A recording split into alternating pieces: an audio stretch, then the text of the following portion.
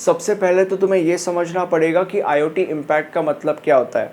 IoT का इस पूरे के पूरे दुनिया के ऊपर जो भी पॉजिटिव इम्पैक्ट रहा है उस इम्पैक्ट को हम IoT इम्पैक्ट कहेंगे। अब IoT का इस पूरे के पूरे दुनिया में जिन भी डोमेन्स के ऊपर सबसे ज़्यादा पॉजिटिव इम्पैक्ट रहा है उन डोमेन्स में से एक डोमेन है कनेक्टेड फैक्ट्री।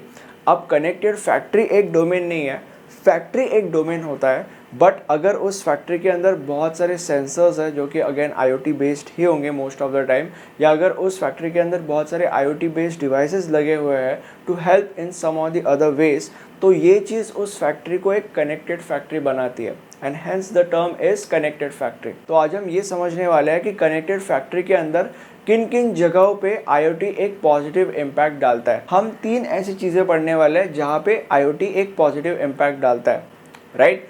अब वीडियो को शुरू करने से पहले तुम्हें ये समझना पड़ेगा कि IoT के अंदर most of the time sensors का इस्तेमाल किया ही जाता है और इसीलिए इस वीडियो के अंदर जहाँ जहाँ पे मैं वर्ड सेंसर यूज़ करूँगा वहाँ पे ये चीज़ समझ लेना कि कहीं ना कहीं IoT बेस्ड डिवाइस का इस्तेमाल किया ही गया है। अब सबसे पहली चीज़ के ऊपर जंप करते हैं। IoT के मदद से फैक्ट्री के अंदर machine to people communication possible है। अब तुम लोग कहोगे कि मशीन टू पीपल कम्युनिकेशन का मतलब क्या होता है। मशीन टू पीपल कम्युनिकेशन ये कहता है कि अगर सपोज एक मशीन है तो उस मशीन के ऊपर बहुत सारे सेंसर्स लगे हुए होंगे। अब इसके वजह से क्या होगा, इसके वजह से ये होगा कि वो मशीन किस वक्त क्या कर रही है, उस मशीन के सारे करंट अपडेट्स हर बार या हर वक्त उस जगह का जो भी इंचार्ज होगा उस इंचार्ज के मोबाइल पे जाते रहेंगे, ठीक है। अब इससे क्या होगा, इससे 2 बहुत बड़े फ़ायदे हो गए। सबसे बड़ा फ़ायदा इज़ एक फैक्ट्री बहुत बड़ी होती है, राइट। अगर सपोज़ उस जगह का इंचार्ज यहाँ पे है बहुत दूर और वो मशीन यहाँ पे है, अब अगर सपोज़ इस इंचार्ज को इस मशीन के सारे करंट अपडेट्स हमेशा मिल रहे हैं अपने मोबाइल पे, तो इस इंचार्ज को इस मशीन की हालत चेक करने के लिए बार बार जाते आते नहीं बैठना पड़ेगा, राइट। वो अपना काम कर रहा है अपनी जगह पे और उसको वहीं पे इस मशीन के सारे अपडेट्स मिल रहे हैं, तो इसको बार बार उधर जाके इस मशीन को चेक करने की ज़रूरत नहीं है, राइट। ये इसका बहुत बड़ा फ़ायदा है। और इससे क्या होगा, इससे ये होगा कि उस इंचार्ज का टाइम बचेगा मे बी। और दूसरा इसका बहुत बड़ा फ़ायदा ये है कि अभी इस इंचार्ज को इस मशीन के सारे अपडेट्स मिल रहे हैं, राइट। अब अगर सपोज ये मशीन अपना काम कर रही है और यहाँ पे उस जगह का एक दूसरा वर्कर है, तो अगर इस मशीन के सारे अपडेट्स इस इंचार्ज को मिल रहे हैं और अगर सपोज इंस्टेंटली या इमीडिएटली इसको ये पता चलता है अपडेट्स के मदद से कि इस मशीन के अंदर कुछ चेंज करने की ज़रूरत है, तो वो इमीडिएटली यहीं से इस वर्कर को बता सकता है और ये वर्कर तुरंत ही वो चेंजेस इस मशीन के अंदर कर सकता है, राइट। और एक इसका बड़ा फ़ायदा ये है कि अगर सपोज इस मशीन में कोई डैमेज आ गया तो वो डैमेज इस इंसान को इमीडिएटली पता चल जाएगा, क्योंकि इस मशीन के सारे अपडेट्स तो इसको मिल रहे हैं ना, तो अपडेट्स में इस मशीन का डैमेज भी आ जाएगा। तो अगर ये मशीन किसी ना किसी तरीके से डैमेज होती है तो इस इंसान को या इस इंचार्ज को इमीडिएटली पता चल जाता है और फिर वो नेसेसरी एक्शन ले सकता है। अब इससे क्या होगा, इससे कोई भी अनहोनी घटना या बेसिकली डिजास्टर होने से रुक जाएगा। अब दूसरी चीज़ के ऊपर जंप करते हैं which is wifi RFID tags.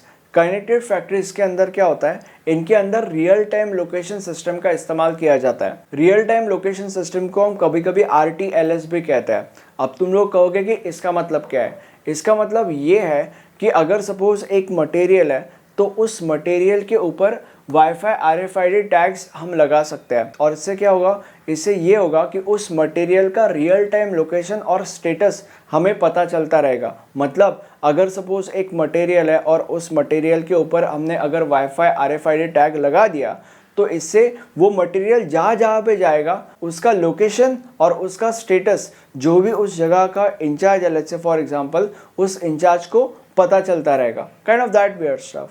अब इससे क्या होगा, इससे एक बहुत बड़ा फ़ायदा होगा और वो फ़ायदा ये है कि फैक्ट्रीज़ के अंदर क्या होता है, फैक्ट्रीज़ के अंदर बेल्ट्स में काम होता है। मतलब लेट्स से फॉर एग्जांपल एक मोबाइल की असेंबली चल रही है तो उस मोबाइल की असेंबली या बेसिकली वो मोबाइल एक बेल्ट में असेंबल होगा।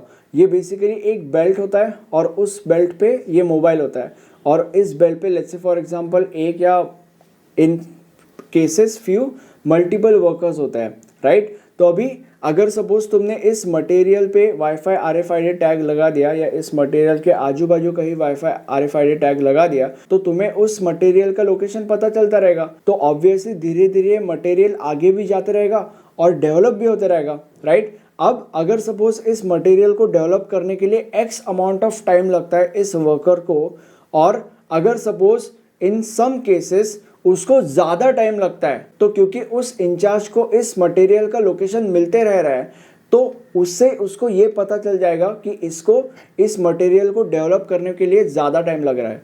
तो अभी इससे क्या होगा, इससे ये होगा कि इस इंचार्ज को इस वर्कर की प्रोडक्टिविटी का अंदाज़ा हो जाएगा। इसको ये पता चल जाएगा कि जितना टाइम इस मटेरियल को डेवलप करने के लिए लगना चाहिए उससे ज़्यादा टाइम इस वर्कर को लग रहा है। अब इसका मतलब या तो ये है कि ये यहाँ पे बैठ के टाइम पास कर रहा है, तो इस केस में उसको तो निकाल ही देंगे या बेसिकली डांटेंगे या जो करना है वो करेंगे, या ऐसे भी हो सकता है कि इसका प्रोडक्टिविटी रेट ही बहुत ज़्यादा कम है, तो नेसेसरी एक्शंस लिए जा सकते हैं जिससे चांसेस बहुत ज़्यादा है कि उस वर्कर की जो प्रोडक्टिविटी है वो वापस नॉर्मल पे आ जाएगी और सारी की सारी चीज़ें वापस नॉर्मल काम करना चालू कर देगी और उस मटेरियल को डेवलप होने में जितना समय लगना चाहिए उतना ही समय लगेगा। तो बेसिकली वाईफाई RFID टैग्स का ये फायदा होता है। अब अगली चीज के ऊपर जंप करते हैं विच इज इंडस्ट्री 4.0।